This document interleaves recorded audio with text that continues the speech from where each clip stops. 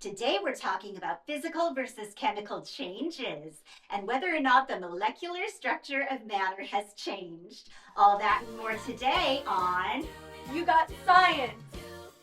You Got Science!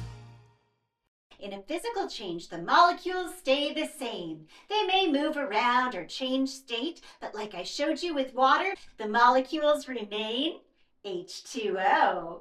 In a chemical change, the molecules make up a brand new substance. Hang on, this is pepper. This can't be good. Hi, Mommy, look, I did a chemical change. It's chemical because I can't put it back.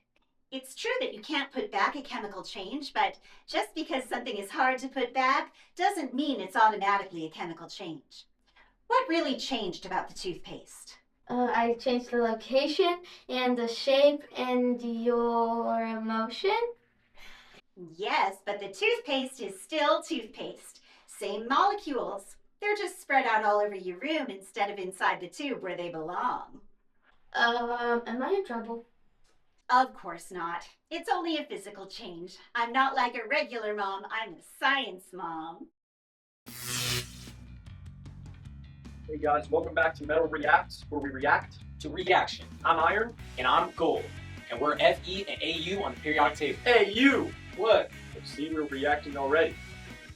We're coming to you right now from Metal University. Let's see what's first. Water! Oh, it's a tsunami! Surf that data wave. I don't know. Wait, hold on, what's on your shirt?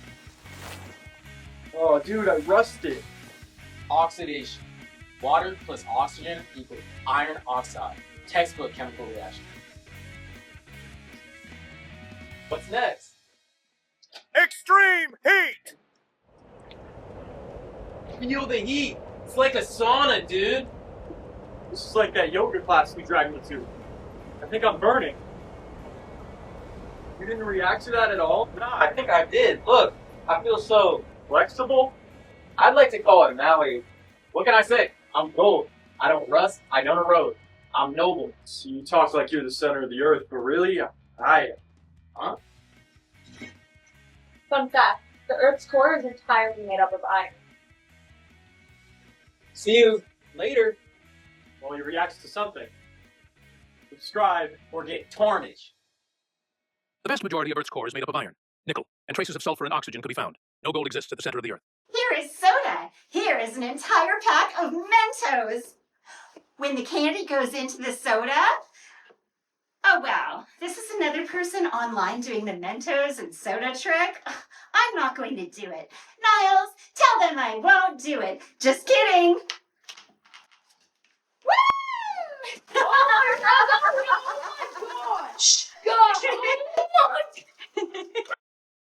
A lot of people assume there must be some wild, impossible to pronounce ingredient in Mentos that causes a crazy chemical reaction. Surely this could never happen with ordinary sand from Pepper's sandbox. Could it? Guess what might happen in 3, 2, 1. It's hard to get the sand in there. You Got Science does not have a budget for second takes. Here's what's actually going on. Inside soda, there's dissolved carbon dioxide gas. It's kind of hiding between the water molecules. Then we add Mentos or sand, and we are giving that carbon dioxide gas tons of tiny little surfaces to grab onto. Little bumps and pits and microscopic potholes that are the texture of the Mentos and the sand. We call these little holes nucleation sites. A place for CO2 molecules to form bubbles and escape the carbonated fluid really, really fast. The carbon dioxide gas is still carbon dioxide gas. It simply escaped into the air. The CO2 is still the CO2. The soda is still soda. The sand is still sand. And the Mentos are still Mentos. Physical change. Let's look at a clear chemical change, and we'll use a scale to prove it. The starting mass of this steel wool is 9.5 grams. Remember that. Steel wool is mostly iron. When it burns, iron grabs onto the oxygen from the air to form a new substance. When it burns, iron grabs onto the oxygen from the air to form iron oxide. This means the atoms have rearranged into new molecules.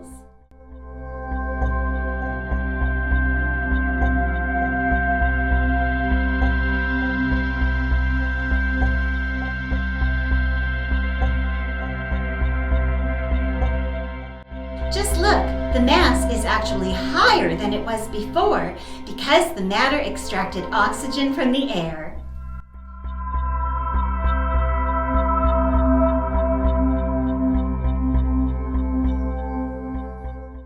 12.5 grams. Hang on. Hi, Mom. I want to clean my oven, but you borrowed my steel wool for a science experiment. If you still need it, then you should keep it. But if you're done with it, I could use it to clean my oven. Good news and bad news. I have even more of it, but now it's iron oxide. No good to clean your oven. I'll bring you a new pack tomorrow. Chemical changes don't just look dramatic, they create new substances. We can examine the physical properties to note the changes of color. Color is darker. The texture, it's much more crumbly, no good for scrubbing. And the mass, as you remember, actually increased when the oxygen joined in the party. A new substance equals a chemical change. He says I'm too salty, but that is literally who I am. I respect her, she's important, but somehow she's gotten to be too much for me. And I feel like I'm drowning in this relationship. Okay, first of all, I love your work. I gargled with you when I had laryngitis and it seemed to help. Good news. It's not like you two got stuck together in a chemical change. What you two share is purely physical. When you guys got together, her crystals spread out, but she never became anything other than salt. And you were never anything but water. You're still just water. Normally I don't like to recommend this, but have you ever considered evaporating? What would happen to us? Well, you would be water and Salt would go on being her salty self and you could still be friends. And you said a chemical change was just a piece of paper. It is. Chemical changes have nothing to do with a piece of paper. In a chemical change, new substances are created and things get much more complicated. I'm recommending 2 weeks of sunshine, and you come back and see me then. That's all the time we have. And now it's time for Let's Get Real Deep for a Minute. I wonder if during that whole Mentos mess, were any of you confused about how a gas can dissolve into a liquid?